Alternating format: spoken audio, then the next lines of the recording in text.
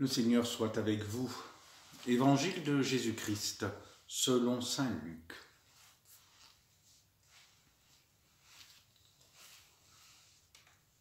Le même jour, c'est-à-dire le premier jour de la semaine, 2 disciples faisaient route vers un village appelé Emmaüs, à 2 heures de marche de Jérusalem, et ils parlaient entre eux de tout ce qui s'était passé. Or, tandis qu'ils s'entretenaient et s'interrogeaient, Jésus lui-même s'approcha, et il marchait avec eux. Mais leurs yeux étaient empêchés de le reconnaître. Jésus leur dit : « De quoi discutiez-vous en marchant ?» Alors ils s'arrêtèrent tout tristes.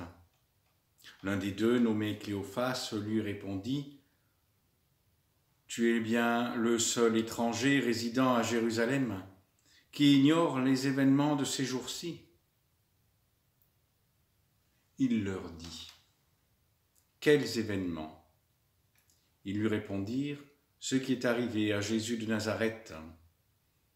Cet homme qui était un prophète, puissant par ses actes et ses paroles devant Dieu et devant tout le peuple.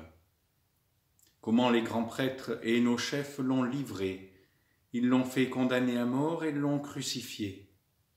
Nous espérions que c'était lui qui allait délivrer Israël. Mais avec tout cela, voici déjà le 3e jour qui passe depuis que c'est arrivé. » À vrai dire, les femmes de notre groupe nous ont remplis de stupeur quand, dès l'aurore, elles sont allées au tombeau. Elles n'ont pas trouvé son corps. Elles sont venues nous dire qu'elles avaient même eu une vision des anges qui disaient qu'il est vivant. Quelques-uns de nos compagnons sont allés au tombeau et ils ont trouvé les choses comme les femmes l'avaient dit.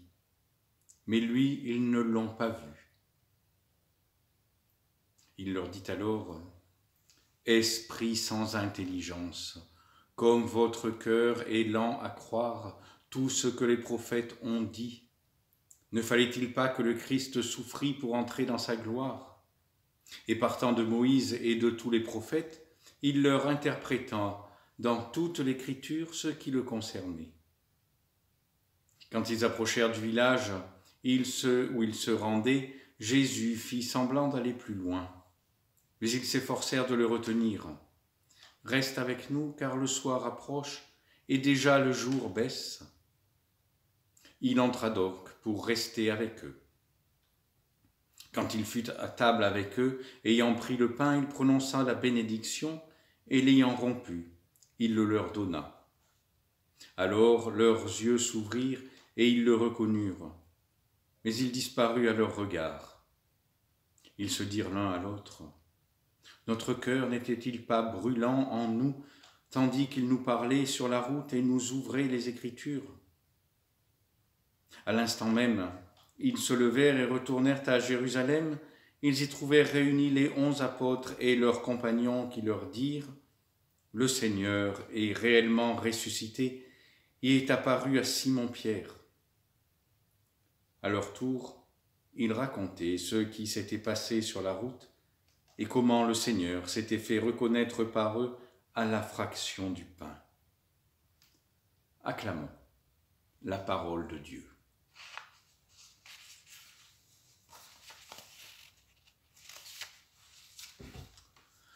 Deux hommes qui parlent sur la route d'Emmaüs, et chemin faisant, Jésus est là, au milieu d'eux, qui fait la route avec eux. Mais leurs yeux étaient empêchés de le reconnaître. Jésus commence par s'enquérir du sujet de leur discussion, puis, voyant leur désarroi, commençant par Moïse et parcourant tous les prophètes, il leur interprète dans les Écritures ce qui le concernait. Mystère de la parole incarnée, du Verbe fait chair pour dire aux hommes l'amour infini du Père. le Verbe de Dieu expliquer les Écritures. C'est la belle et profonde unité du message de Dieu qui surgit de cette explication. Jésus a accompli véritablement ce qui avait été écrit par les prophètes. Et cet accomplissement, l'envoi du Verbe fait chair, sa crucifixion pour le salut des hommes, a résumé toutes les paroles des prophètes. Le Christ est bien cette parole unique de l'Écriture sainte. À travers toutes les paroles de l'Écriture sainte, Dieu ne dit qu'une seule parole, son Verbe unique, en qui il se dit tout entier. Unique, la parole de Dieu est cependant tout le contraire d'une parole figée par l'Écriture, immuable.